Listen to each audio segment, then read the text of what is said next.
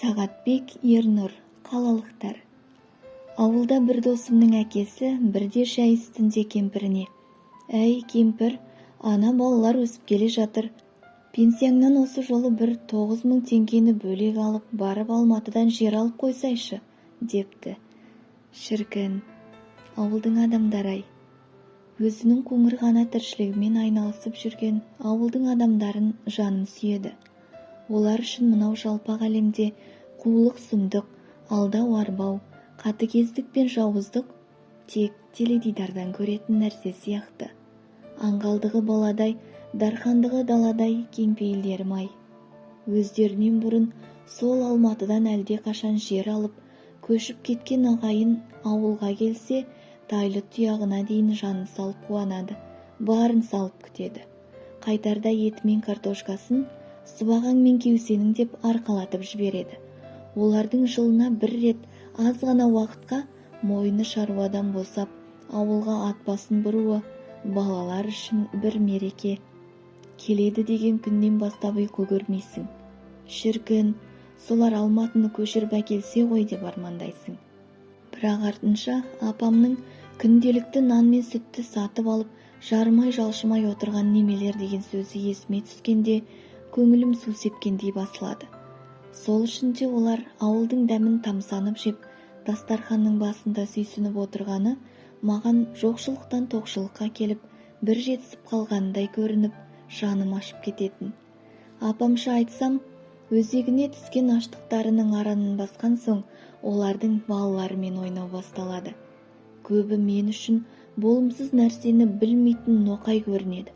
Өйткені ол көк шөпті жасыл шөп дейді, жирен атты қызыл ат дейді. Одан қалса, сенің киіп жүрген пимаң мен күпәйкеңді практика жүзінде киіп көрсем болады ма, деп сұрайды. Мұндайда Нұрсұлтанның Құдай тілеуін береді. Мына ауылдың атын бәленше шетелден келіп қойып кетіпті. Менің есегім таза зебраның тұқымы. Менің бір тауығым күніне 12 жұмыртқа туады. Осы тауға сәлем беріп, мына үй тасты сүйіп кірмесең қысып қалады. Аспан қора деген таудың аты. Неге олай қойған білесің бе? Аспанда қора ілініп тұрады, деп өтірікті соққанда сыртынан қарап өзің сүйсінесің. Не керек? Қалалықтың құлағының құрышын қандырып жүріп, біраз нәрсені көрсетесің. Ең қызығы атқа мінетін кезде болады. Өңін түтін сорып, өзі ақсаусақ болып кеткен қалалықтың атқа мінгізші деген сөзін күтемін. Ол бейшара қайдан білсін, атқа отырғым келеді дейді. Сонда бағанадан бері аст үстіне түсіп, бәйек болып жүргеніңді ысырып тастайсың да шарт ете қаласың. Атамнан аулақ жүрей қалмақ. Ат саған отыратын диван ба? Атқа отырмайды, мінеді, деп ұстамаң ұстасында қалсын. Айналадағы құбылыстардың бәріне көктен түскендей аң-таң болып жүрген салпауыз қашан адам сияқты. Атқа мінем демейінше тірі болып тізгін бермейсің. Бірде қанжайлауда отырғанда 4-5 мәшине болып қалалықтар келе қалды. Атам әдеттегіше ағам екеумізге бір марқаны бауыздатты. Ағам терісін іреп жатып, өңкей қалмақ.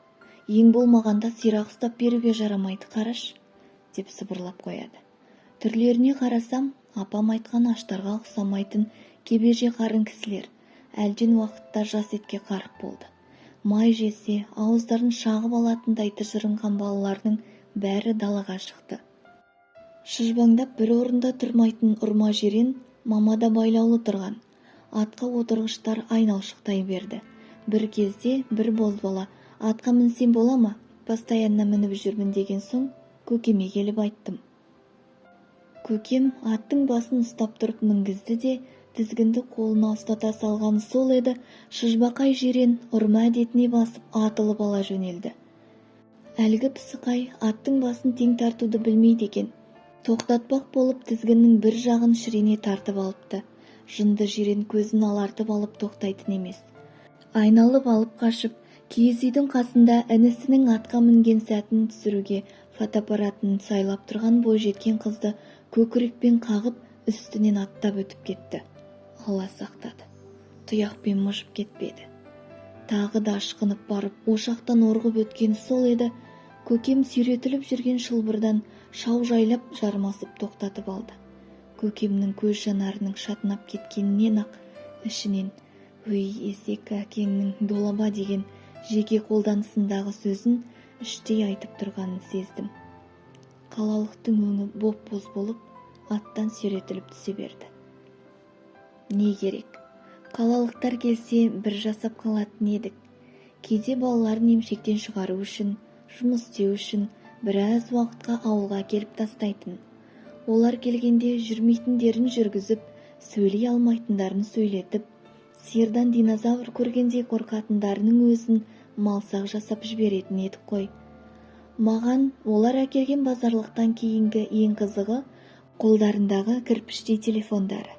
Ішінде әні де, фотосы да, түрлі видеосы да бар. Шіркін, телефондары қалып қалса екен деп армандайтынмын.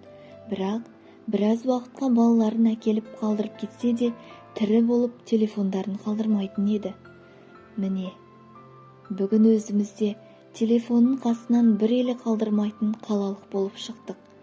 Ал біздің балаларымыз қалай болар екен?